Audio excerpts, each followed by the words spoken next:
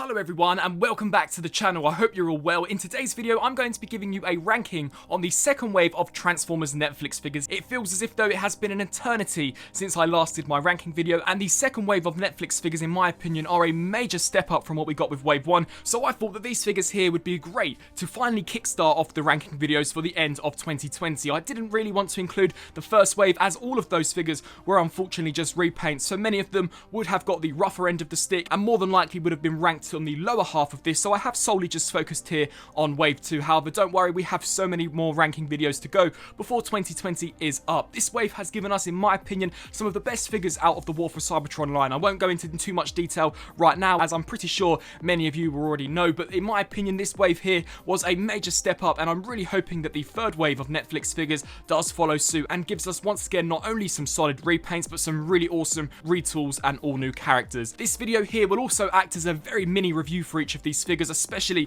for Red Alert, as unfortunately I never actually reviewed Red Alert, just as in my opinion there wasn't all that much different when comparing him to his original release. However, I'll delve more into that once we get into the ranking video, so without further ado, let's kick it off and take a look at my least favourite figure from this wave. Taking the 8th and being the worst out of the second wave of Netflix figures has to go to the Deluxe class Red Alert. This figure here was so bad that I didn't even review him, which is really unlike me, as usually I try to review as many of these figures as I possibly can for you. However, this figure here really did not offer all that much whatsoever. Of course, the majority of the Netflix figures are just basic repaints. However, this figure is taking basic to a new extent. This is probably one of the weakest Netflix figures of all time, even including wave 1. This figure had very minimal changes when compared to that of his original release. There was some battle damage on the front section of the chest and a tiny bit of battle damage on the front windscreen in vehicle mode, but other than that, this figure here was basically the exact same thing as what we got in the Siege toy line, and in my opinion it was one of the worst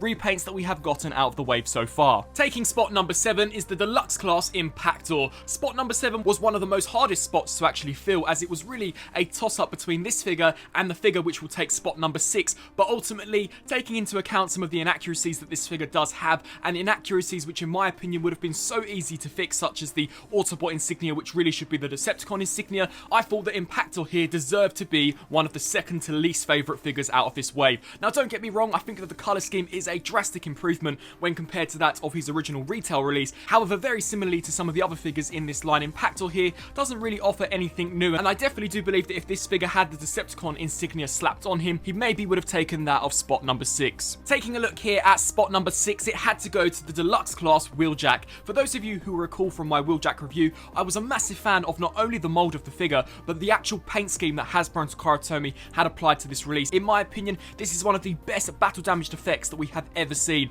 It really to me seemed as if though they had put a lot of care and attention in really capturing Wheeljack's look from that of the Netflix show, and I'm definitely hoping that we can see this character in this form in the upcoming Earthrise series. The entire figure is coated in paint, and in some areas has paint where they could have just opted to mould that particular area in coloured plastic. I personally believe that out of all of the repaints in this wave, this one here is by far one of the best, hence why Wheeljack here has taken spot number 6. Spot number 5 has to go to the spoiler pack Nemesis Prime. This spoiler pack here was leaps and bounds better when compared to that of the first spoiler pack, which was Ultra Magnus, as this figure is basically a repack of an incredibly elusive Takara Tomy more exclusive, and in my opinion is actually a better repaint of that particular character. Not only in my opinion is this a better look for Nemesis Prime, but this figure here came with a slew of accessories, even more than that of the Ultra Magnus figure. It came with the trailer, all of these additional weapons that are a carryover from that of the Power of the Primes Nemesis Prime, as well as a repack of Slitherfang, one of the best battle masters in my personal opinion, and not to mention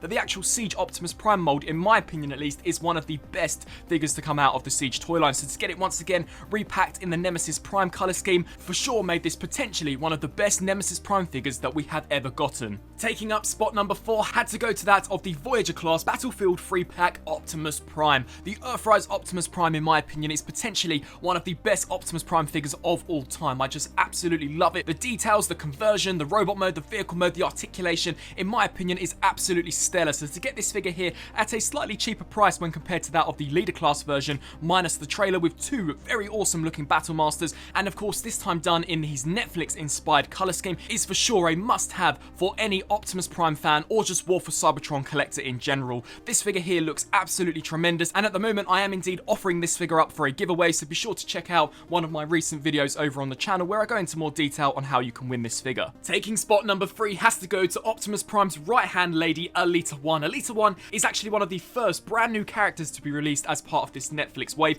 and I've got to say that if this is the direction in which they are going to take future waves of this Netflix series, then I definitely think that we are in for some treats. Alita 1 here is actually an extensive retool to that of the Earthrise RC, which is completely unheard of for Netflix figures. Not only was she one of the main characters to be featured in the Siege show, but she's probably one of the fan favourites, as of course Alita 1 is one of the more famous fembot characters, and I've got to say that I think Hasbro did a really nice job with this figure. The head sculpt, in my opinion, looks fantastic, and when comparing this here to the Earthrise RC, there is no comparison. This figure is definitely the better out of the two mold uses. Her transformation, whilst very simplistic, gets the job done, and considering we never really see this character transform on the show, I certainly don't find it too much of a drawback that she does have a massive backpack which is detachable. The only reason why she has taken third spot is because the next two figures that I will be ranking within this wave are some of the best figures to be released for the War for Cybertron so far. So that means taking the runner-up spot, here we have the Earthrise / Netflix Bumblebee. We have wanted a Bumblebee from the War for Cybertron trilogy ever since the line first launched. I'm pretty sure that many of you will agree with me in saying that I don't think we have wanted a Bumblebee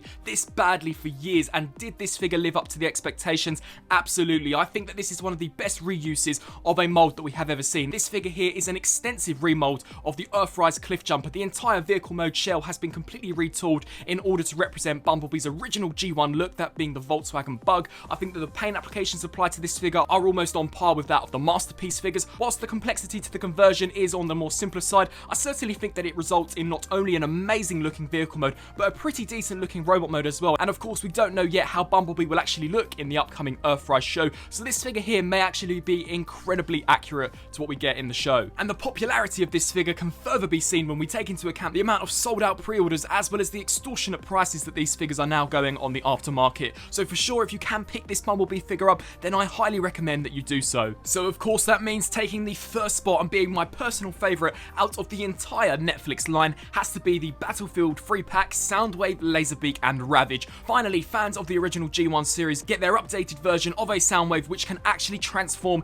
into a cassette player. When this figure was announced, my excitement levels went through the roof. The original Siege version was a fantastic figure and really looked as if though it could transform into a cassette player. However, unfortunately, it did have this rather odd looking alien spacecraft mode, so it wasn't 100%, and of course it did have the toy accurate yellow visor. That was until Hasbro brought out this figure with the G1 accurate red visor, and of course the figure can now actually transform into what is, in my opinion, one of the best alt modes for a Transformer of all time. I absolutely love this figure in both robot mode as well as his vehicle mode, and not to mention that he comes with some updated versions of Soundwave's most popular minions, Laserbeak and Ravage, and they are really good figures, and I didn't think I would ever be saying that about a repack of a Siege. Ravage, I think that the enhancements to the paint apps as well as the newly sculpted head definitely do make this the superior version when compared to that of his original release. And just overall, if you are a Soundwave fan, then once again, this figure here is a must-have for any Transformers collector. And so that concludes the Transformers Netflix Wave 2 ranking video. I really do hope that you enjoyed this video,